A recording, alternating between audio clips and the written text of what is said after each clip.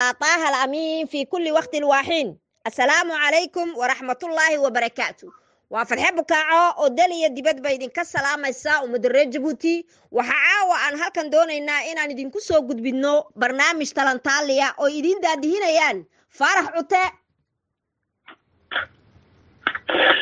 هي فضحية موسى بكاعو وتقانان هالجنكا موتيركا جيدة هالجنكا ميدياها oo isbedel doonka dalkeena waxay musu soo dhawow wando wahay farax cute ku soco barnaamijkeeni talantaaliga haaban caawa galayna fadhiyay waxaan ognahay inuu Ismaaciil Cumar Geele 20 sano kadib uu arkay inuu wuxuu ballan qaaday markii uu horeysay wuxuu oranayay aniga ayaa doonaya inaan dhalinyartayda shaqo qoro aniga ayaa doonaya inaan dhalinyartayda ka saaro shaqo la'aanta hadalkiisii ku soo galay taabay ahayd 20 sano markuu joogayna wuxuu arkay inuu dhisay wax kale uu dufay iyo wax kale ku heelana hadda wuxuu arkay in dhalinyartii gaajoonayaan wuxuu sidoo wuxuu 20 sano ku qaban waayay oo dhalinyaro ayaa shaqo qoraya buudi carwadii ceeb ka dhacday maxaad kala socotaa ceebta ka dhacday dhalinyartii shaqo la'aanta ahayd ee uu shaqada Ismaaciil ugu ballan qaaday waxaan kala socdaa carwadii shalay waxaan kala socdaa carwadii shalay ka dhacday khamiistii bisha 18keedii bishii labaad 2021ka guriga ummadda waxaan kala soconnaa niyad jab moraal jab inay dhalinyaradii ku dhacday dhalinyaradaasoo muujinaysa inay iyagu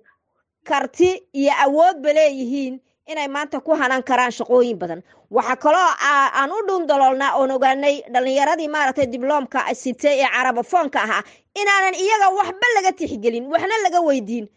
wax meel xitaa maaragtay lagu soo dhaweeyay aanay jirin waxaan ku maqashiinayaa niyad jabkii dhalinyarada ku dhacday iyo sida ay maaragtay ay uga walaacsan yihiin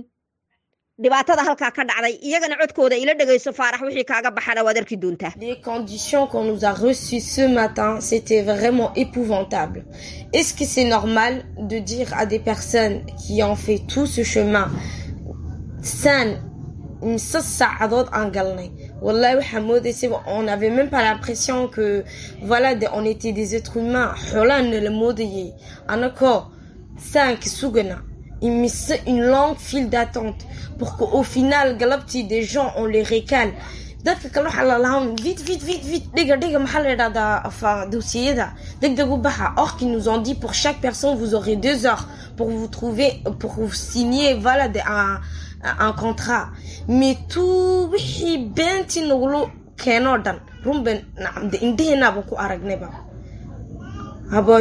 واتاس حبداس هنكون نعم دكو درسن لها on nous كوسو كوبي لها هابوي on exige vraiment une réponse et une explication à tout ça. Donc depuis la nuit de temps on nous essaye de nous carotte tout le temps. Donc est-ce que ça va continuer comme ça ou bien un jour ça va cesser? Voilà. Merci madame Intan. Voilà, dès que vous allez écouter vraiment ce message qui nous vient, qui sort de notre cœur. Voilà, vous voyez, on camoufle même pas. On veut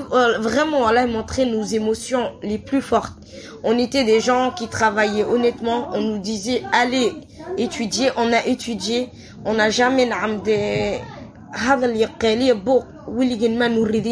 mais cette fois-ci,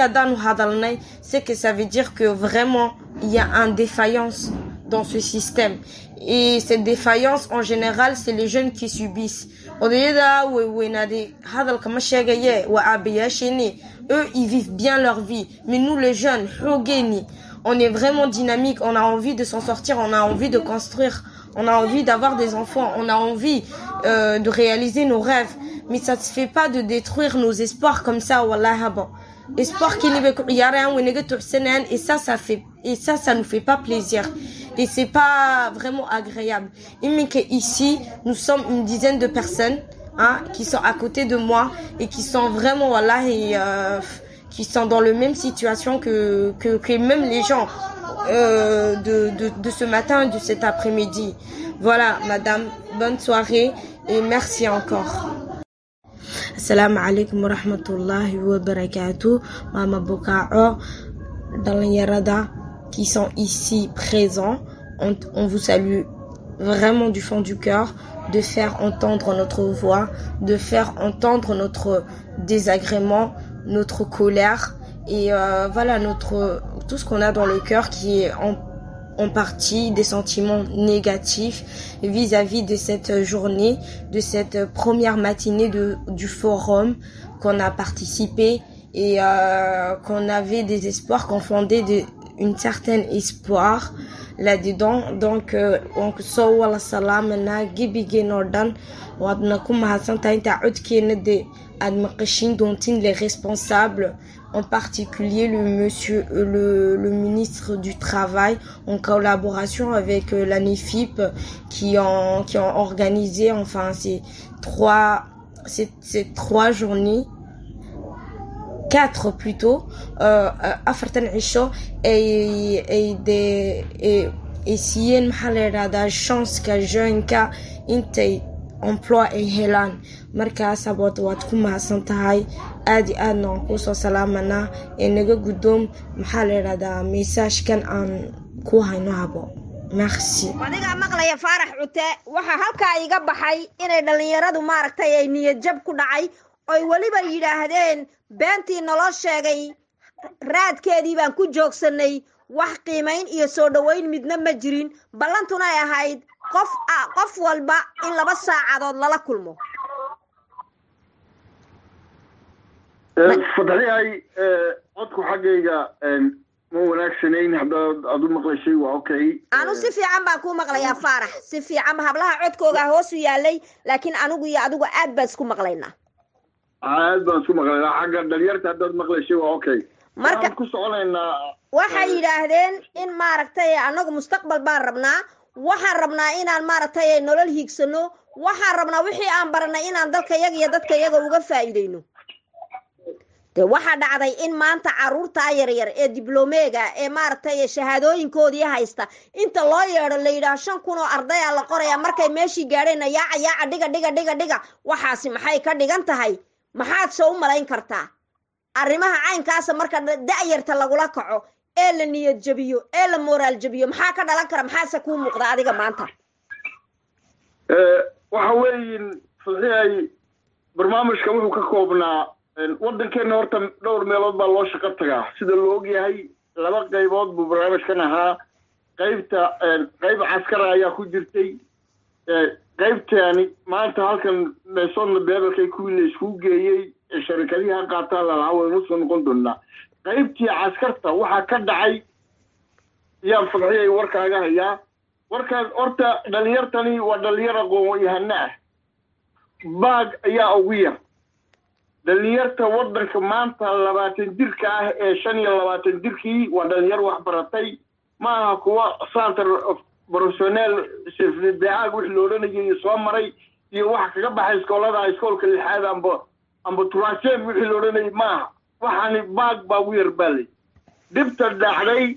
ceeb baa ka dhacday ciidamadii hal qoraa 200 markuu qoritaanku joogo waxa ugu yar baag baa ugu yar. waxaa ku xiga lisaanso kuwa haysta, master kuwa haysta. ciidamada hal casriyeeyaa la yidho hal qoro dhalinyar hal qoro dari hal casriyeeyo ciidanka waa la joojiyey 200 markay socdaan ilaa 250 ayaa la joojiyey. waxaa loo joojiyaa lagu leeyahay oo la yidhi wax baad ka sare ka hoosay maba jiraba. ragga loo geyn doono oo ciidamadan loo geyn doono la doonay in lagu xoojiyana waa 4 koor oo ka mid ah ciidamadeena. وعند تاشمير كعيدا كلنا ونسر جنويب لنا كورنيل وحكمه كبر الشيخ محمد جامع وبوليسها إذا ما قارد الريبيكا كلنا هذا وإستجنا أم درام ميليتير يعني وبوليسها كيف تصدحات بحلو ذا اللي قارد كود كأود جرينيسين يكنا نك حكمه كورنيل وعيس كيف تفرض بحلو ذا اللي فورسنا فالكا أود جرينيسين يكنا نين حكمه نين نجاحية كصوب حي marka waxa la yiri raggan dadka loo wado iyo ciidamadan hal casriyeeye la leeyahay soo wajan qaadi karaan ciidamada madaxa kolka saraakiishan rag dadkan dhalinyarta maanta la qorayay waa inay noqdaan baa la yidhi raggii hogaamin lahaa ciidamada waa wada jaamiciyiin baashiliye ama baashiliyar baa ugu yar gabdhana way ku jiraan kolka waxaa la yidhi war haddii loo geeyo kuwan ceebtii baa sii weynaanaysa markii horeba ismaaciil wixii uu isagu sameeyey ayuu ceebteedii ka bixilaya haddii loo geeyo maxamed jaamac ciyaalo jaamacada ka soo baxay kolka hore kuwa jaamacada ka soo baxay haye laakiin kuwan waxaa la yidhi ma askar dablayaal baa lagu qaaday dad jaamiciyiina dee taas maceerka dadkani waa dad wada baasheliye amba master renaissance haysta waa inaad beelooda u baxaan maxaa laga dhigi maaskar baa laga dhigi gaarda koodka sidaasi leeg voksi naafaalka sidaasi leeg marka arrinkii qoraalkii halkaasaa lagu joojiyey ciidamadii la qoraayay dhalinyartii la qoraayay ee militariga la qoraayay 250 baa la qaaday ilaa 2500 la qaaday 50,000 ee meesha la geeyay baasheliye baa ugu yar maxaa la sameeyay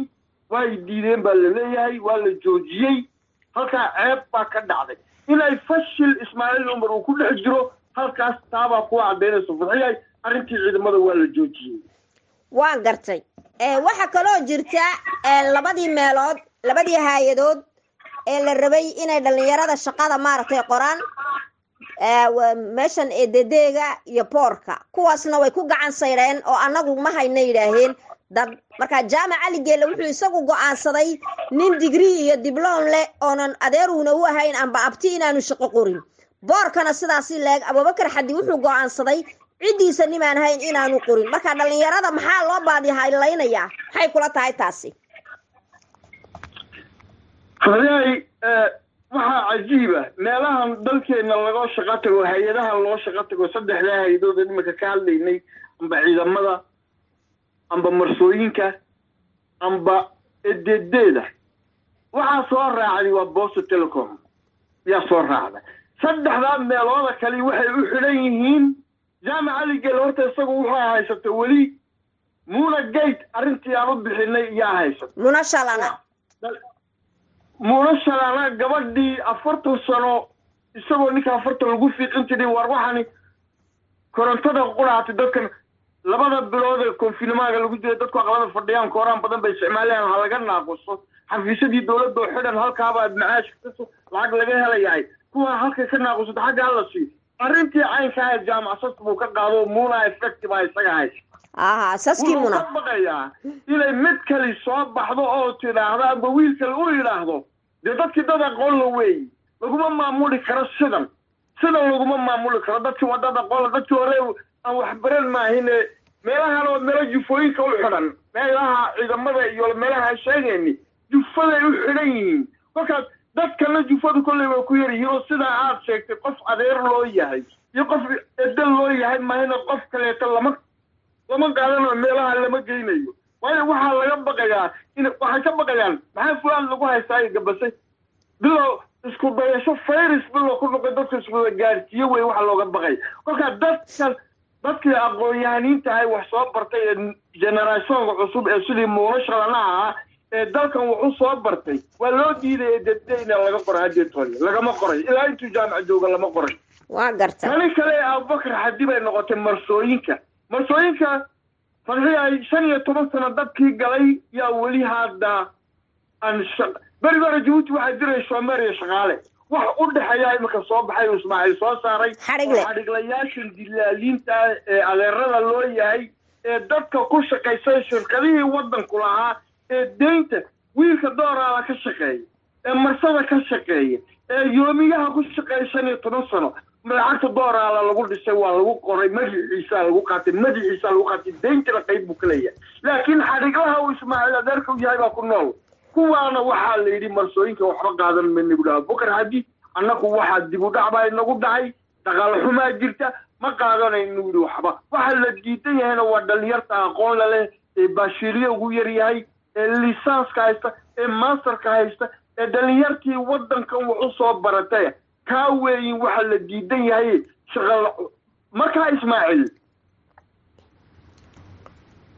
iba kareem sawkayla oo kareem warboorko inta qaado ma oran karo kulliya 500 hore u qaadatay oo 10 sano jooga ayaa fadhiya wali hada aan lahayn istaatii ku shaqeeyo yoomiye ku shaqeeya ededeeda waa sidaas leeg ciidankii sidaas leeg wixii oo dhan waji qabax wadiga arkaa duulamada iyo warqadii ciyaalka waa kuwa boob dariiqa lagu soo daadiyay jirta farxiyay su'aasha aan ku diinay waxay tahay waxaan arkaynay Somaliland iyo Djibouti oo kala saxeexday heshiis Somaliland maxay ka faa'iidaa heshiisyada ay Djibouti la gasho miyaa lagu shaqaystaa oo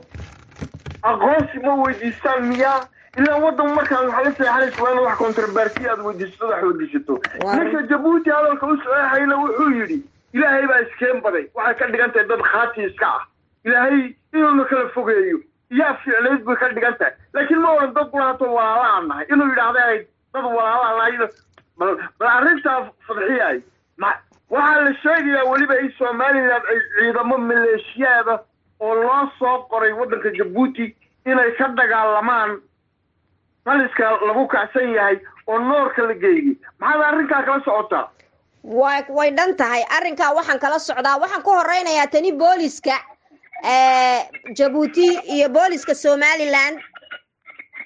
ay kala saxeexdeen saxeexa maanta maxaa keenay horeyba de waa la isku ag joogay oo waa la wada joogay oo meel lama kala jirine saxeexu maxaa maanta keenay maxay isa kala saxeexdeen afka un baa nalooga sheegay wixii ay kala saxeexdeen oo qoraal anagu maanaan arag waa midda u horeysa midda labaad waxaan doonayaa inaad ila yara dhagaysato Cabdilaahi Cabdi iyo ninka oo wada hadlaya codkooga rabaa inaad ila dhagaysato taliyaha ciidanka booliiska Somaliland General Maxamed Aadan Saqadhi dabagale iyo wafdi uu hogaaminayay oo maalmahanba booqasho ku joogay wadanka Djibouti ayaa maanta waxay heshiis dhinaca amniga ah kala saxeexdeen dhigiisa booliiska Djibouti Colonel Cabdilaahi Cabdi Faarax heshiiskan ayaa waxa uu ka dhacay xafiiska wasiirka arrimaha gudaha ee Djibouti mudane Muumin Axmed Sheekh waxaana wehelinayay Colonel Cabdiqaadir Goona waa dhinaca Djibouti halka ay goobjoog ahaayeen dhinaca Somaliland xeer ilaaliyaha guud Xasan Axmed Aadan gudoomiyaha gobolka Selil Mawlid Maxamed Nuur iyo ku-xigeenka xeer ilaaliyaha guud Cali Maxamed Cali markii haddaba heshiiska saxeex uu dhamaaday ayaa Saab TV waraysi la yeeshay labada taliye heshiiskaasi kadib ugu horeyna waxaanu weydiinay bal inuu ka warramo Colonel Cabdilaahi Cabdi Faarax waa taliyaha ciidanka Djibouti arrimihii ay heshiiskaasi ku saxeexeen waxaanu yiri waxaan isu keenayna waxa weeyaan sidii aan dib iskula falaqayn lahayn wada shaqayn toos ah oo wada shaqayn karno waxaan ka wada shaqayn karno dhibaatooyinka dhex yaala maxaan ku rahay hadday tahay dadka dambiyada galaya iska gudbaya xuduudaha hadday tahay halisaha badan waxaan ku rahay hadii jarna soo wajaha dhankay doonaan baa ka yimaadiin sidaan iskaga gaashaan buraysan lahayn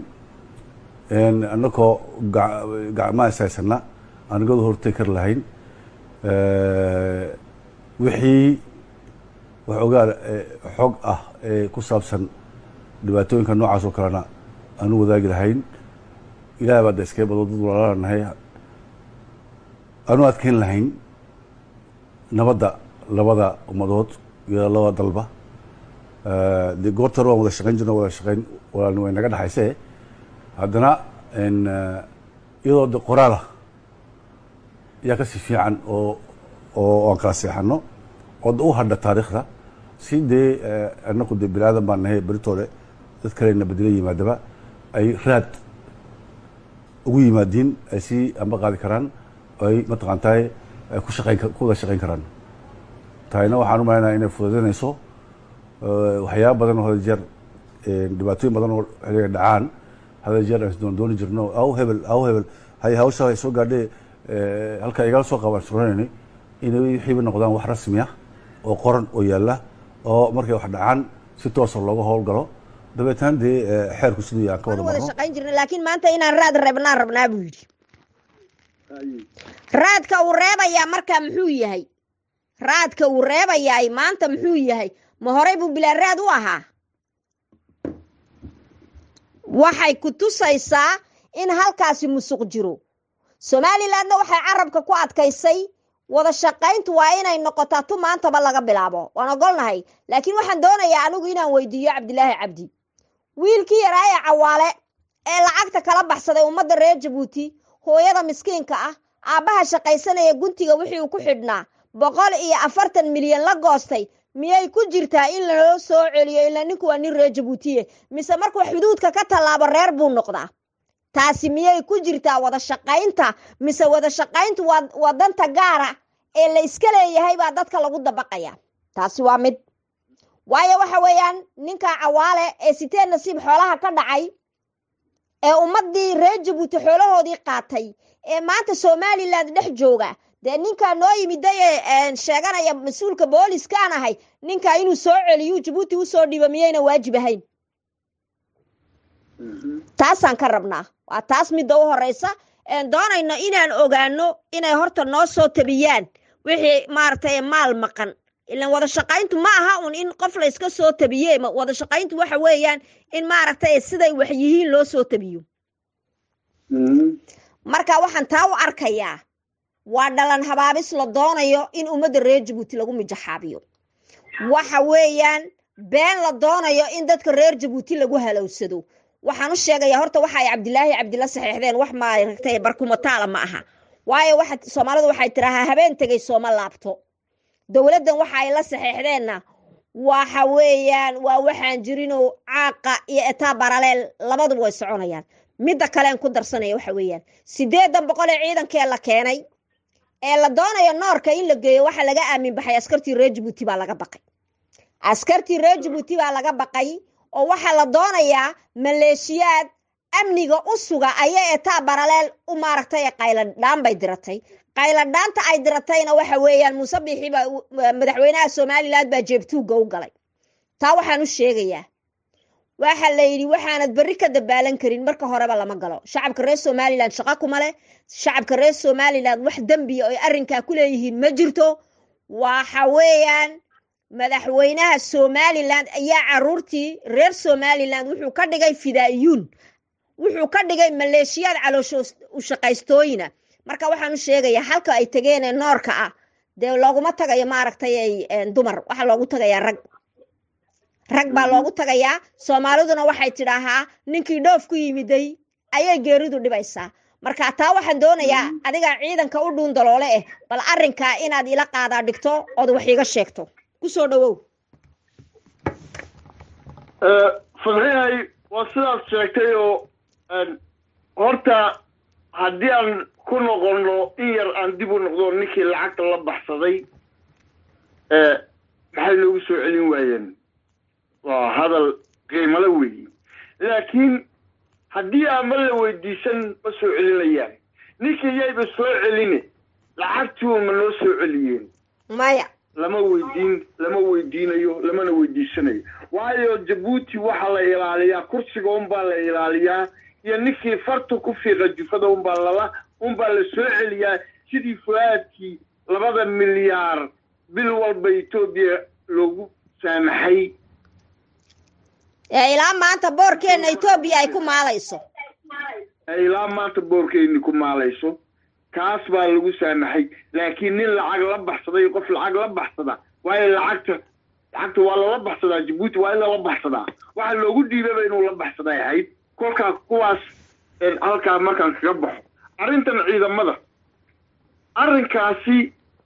socod hore ka horeeyay reer Soomaaliland waxaan u sheegaynaa dadka kan meesha joogi dadka noorka haddii noorka la indigeeyo la yidhi dhulkan rida kursiga rida dad baa ku soo socdee dadka noorka joogi waa dadkii dhulka lahaa wey iyo kaala dhulkooda cadaalad darro ay ka sheeganayaan ayay kacdoonka ka bilcadeen qoladii ka horreysay waan u sheegayaa wixii gaadhay kuwan ka horreeyey yaan u sheegayaa 9-nadii dagaalkii waddanka ka dhacay ee noorka ka dhacay ee fruudku ay soo qaadeen waxaa la yidhi soo gurmada ciiso soo gurmada cafar baa dhulka qaadanaysa sidaa la yidhi wuxuu sidaa ahaayeen baan u sheegaynaa say tahay weeyaan xaq reer city ha u badnaadaane way soo gurmadeen oo waxay dhaheen waan niga ridaynaa afar dagaalkii fuudkii u joogsaday raggii dagaalka galay iyo ko dagaalkii ku lixaad beelay oo dhaawacan ayay dhaheen xagga iyagii hanana siiyo waxaad noogu yeedheen war waa nii fulinaye waar na siiyo annakana waxoogaa na siiyo andhukayga iskala noqonne rasaas baa lala dhacay madaxtooyada horteedaa lagu laayay iyo ko gaadhi lixaad kala dul fadhiya halkaasaa lagu laayay kabraa sheekh maxamed jaamac baa ku laayay kolkaa reer somalilandow waa ninka kani abaal ma leh ninka kani abaal ma leh ahdina ma leh eebana uu inoo sheegay aayadaha qur-aanku uu eeba noogu sheegayo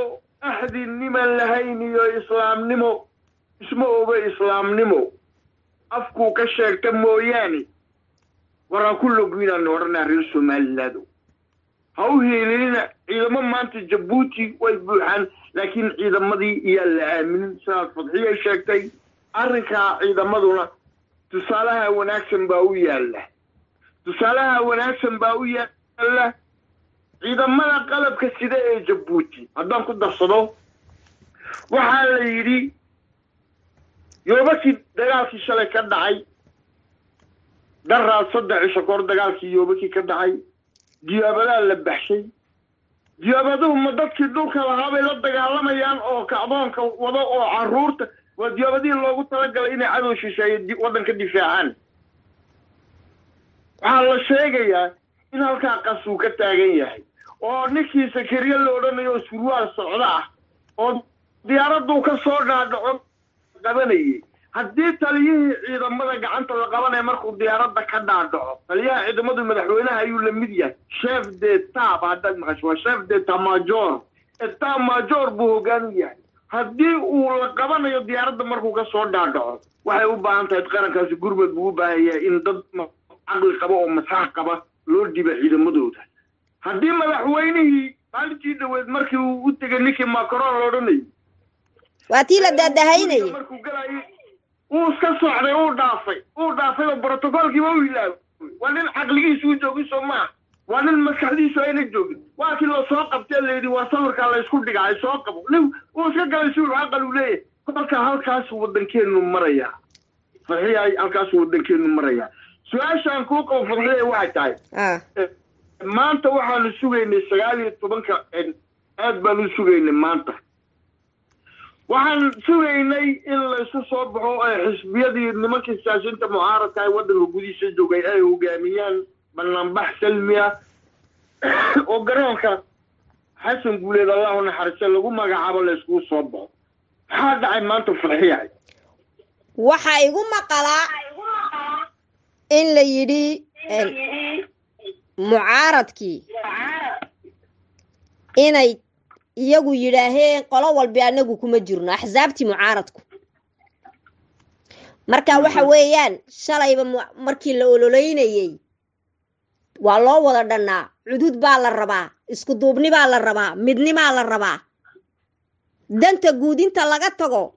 danta guud intii laga tagay baa dan gaaral maanta la isku haystaa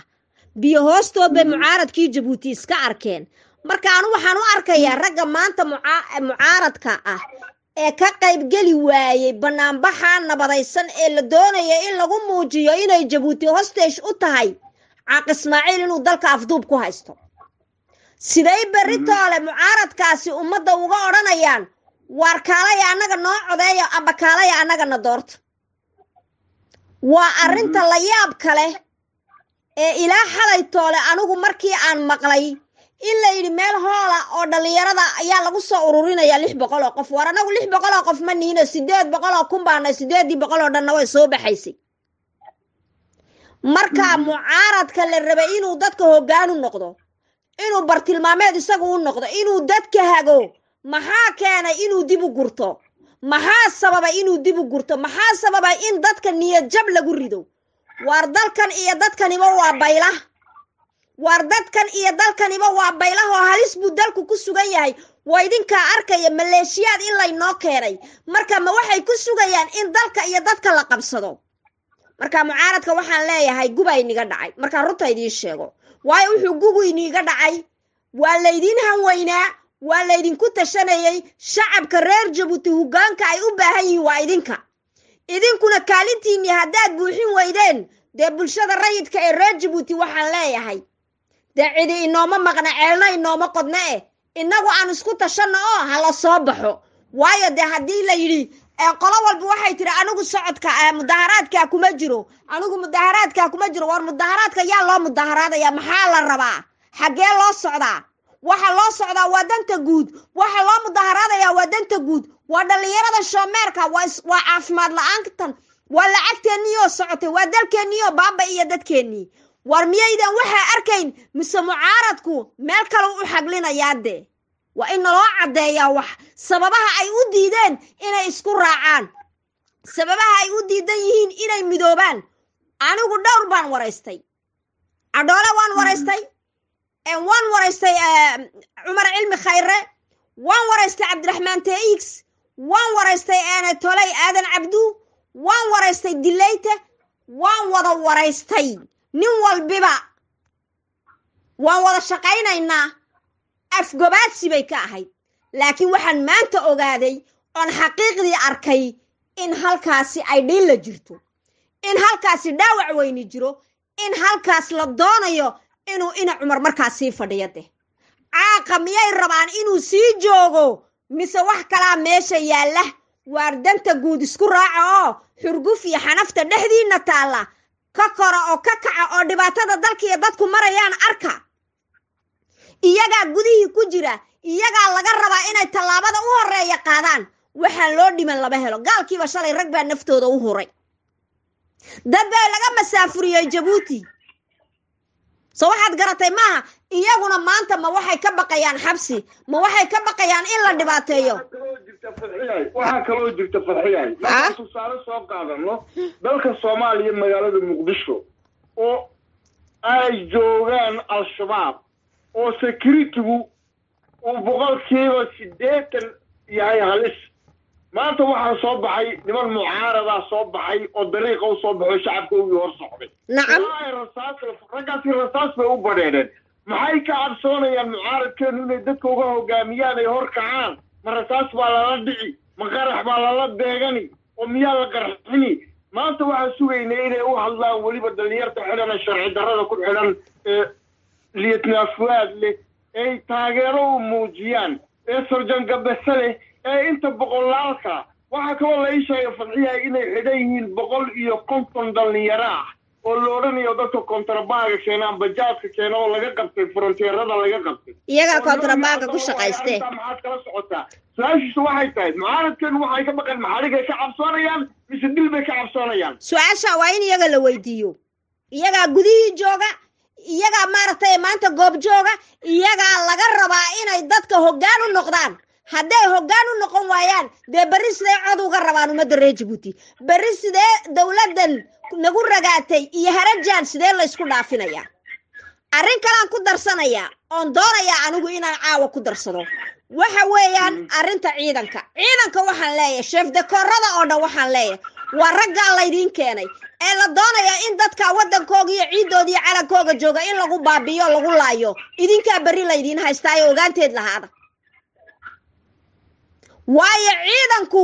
waa inuu dalka iyo dadka badbaadiyo iyagoo taagan sidee maleeshiyaad loo keenay Sakariya sidoo u ogolaaday waan garanay Cabdilaahi Cabdi inuu shuruucdii iyo waraaqadihii wadanka iibiyay laakiin Sakariya wayrax sidoo u ogolaaday marka macafar baabi'iya baa sheekadu xagee wax loo wada anigu ma aan fahmin ma dagaal sokeeyaa la curinaya waxba meesha la wada laakiin dadka iyagu inay ka dhiiranaadaan oo ka digtoonaadaan baan rabnaa ku socda hadalka leh وارنتا وين فضحيه لكن سكري قرن ما يلاليو هدو قرن يلاليو وحو بوقل لها عيدامada dumeero jooga ee dhulka naga hayso jooga ayuu boqol lahaa wuxuu booqdaa meelaha furuud baa marmaraya la ilaahay daba socda laakiin dhulka naga hayso gabdhaheedo kaliya ku dawaashaan qalbi uma la uu tago oo soo eega malaha ciidamada dalka waxaa leenahay geesiyaasha qarankow gaarhayihii calankow war shalay toolay raggii niga horreeyay wixii lagu sameeyay waad garanaysiin eexada ka jirta ciidamada waad ogtihiin qabyaaladda ciidamada ka jirta waad ogtihiin dhexdooda ciidamada waad ogtihiin saraakiishii haldoorka u ahaa ciidamada laga saaray dhammaantood waa laga saaray waxaan dufada ahayn daraato waxaan arkayay sawir ay jenaraal daahiro ay dhexda gashadeen maxamed jaamac kabraashef maxamed jaamac iyo jenaraal sakariye oo hareeraha gashadeen ay gacanta u dhiibayaan oo galmada saddex gacmood haystaan bal maxaa keenay jenaraal kala jire kali maxaa keenay kabraashefka ma jenaraalu ma raaga jenaraaladu jooga da adeer baa loo yahay adeer buu ku yimiday waa cajiib weyn وياب وين أنا waxaan kula talinayaa fadxiyaha ciidamada qalabka sidii inay qaataan mas'uuliyad dooda hadii marba laga maarmay oo Malaysia laga keenay Soomaaliland wadankii la keenay inayna la dagaalamin fruud oo ay gacan u fidiyaan oo ay wadankooda badbaadiyaan oo ay ridaan taliskan aan ku saxo halka waan ka saxayaa dhalinyarada ka dagaalamayso nooradka waa dhalinyarada carootay ee kii u dambeeyay Mukhtaar uu baxay maalintii dhaweyd inankii Mukhtaar ee maalintii dhaweyd baxay ee askariga ahaa ee la xidhay ee yiri dameerkii shalay aan ahaanay ma ahaanayo waa dhalinyaro badan oo carootay oo dulmiga diiday oo iyagu gooni u socda marka waxaan leenahay dhalinyaradaana anagu ku kasto kacdoona oo daacad ay ka tahay dagaalku oo daacad ka tahay halganku anagu waan ayideyna gacan waasina laakiin sheekada dadban ee maartay dhankan maartay ha iyo mayada ah anagu ma ogolin wax badan baa dadban wax badan baa khaldan wax badan oo musuqana waa lagu soo wada umada reer Djibouti waxaan kale ka digtoonaada dhalinyarada kacdayna waxaan leeyahay wixii ni waad u kacdeena xaqiina inaad maartay dhacsataan waajib bay idinku tahay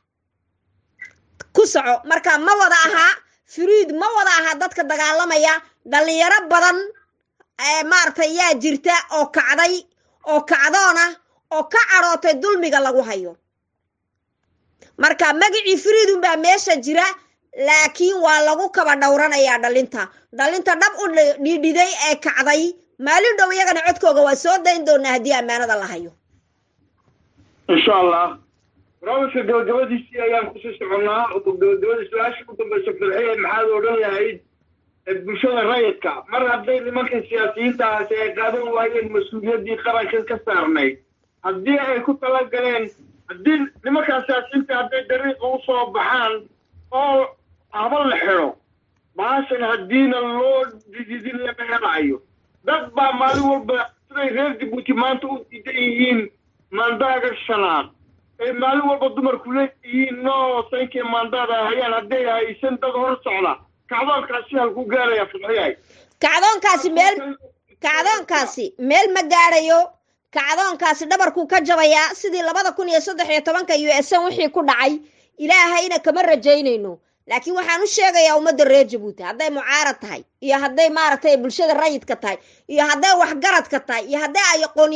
aqoonyahan ka tahay macallimiinta ardayda shaqaalaha dawladda dhammaan umada reer Djibouti dhibtu way wada saameysay wayna wada haysataa waxaan ka leeyahay aan ka midowno dhibaatada in haysata aan ka midowno dulmiga aan ka midowno dulliga aan ka midowno qabyaalada iyo qoloqolada iyo docodocaynta uu nagu wada caaqo waad arkaysiin in dalkeeni ciidamo beeleed la keenay maleeshiyada ma waxaan ku sugnaa in bari layna yiraaho waa layni haystaa marka waxaan u sheegayaa ragga mucaaradka ee mas'uuliyadda mudaharaadka maanta qaadi kari waayay sidee bari xil noo weydiin doonaan inay xil qaadaan taas weeyaan taan anigu maanta ka dagaalamaya maanta mas'uuliyadii mudaharaadka haday qaadi kari waayeen bari xil kuma aaminaynay ka dhiganta hadii amaanada la hayo waayo waxa weeyaan waqti baa isguraya zaman baa yimiday in dalkan iyo dadkan loo hiiliyo oo la dhacsado looma aha in docodocayn iyo maartay ay kala tag iyo maartay la isku fool xago waxa la doonayaa 1976 sidii la iskugu yimiday ee loo midoobay in maanta loo midoobo oo dalka iyo dadka loogu hiiliyo taasaan kaga baxayaa umada reer Djibouti waxaan leeyahay aan isku duubnaano inagoo mida oo maartay gacmaha is haysana inagoo mida ay dhibaatadu ina wada saamaysay oon cafar lahayn oon Soomaali lahayn oon Carab lahayn oon maartay Suudaan lahayn waan midaysannahay reer Jabuuti ayaan layna kala qaadqaadin caaqu ku naaxaya mucaaradkana waxaan leeyahay godob ha naga galina ilaahay baa calaamay naga muujin hadaad godob naga gashaan waa kaas taasaan kaga baxaya aad iyo aad baad u mahadsantahay waa barnaamijkii talentaliga ahaa saddexiya Muuse Bukaaco iyo Faarax Utayniida diinayeen radio Bukaaco barnaamijyaha barnaamijyaha qaranka intaan mar dambe ku kulmi doono barnaamij caynkana assalaamu calaykum waraxmatullaahi wabarakaatuh وعليكم السلام ورحمة الله وبركاته وما تسنتهي فارح عتي واكو سلاميا إلهينا وحن كبرينا إن إلهي ددكينا اسكو سخيرو بقوغنا برعاد الله اسكو مريان لنا السلام عليكم آمين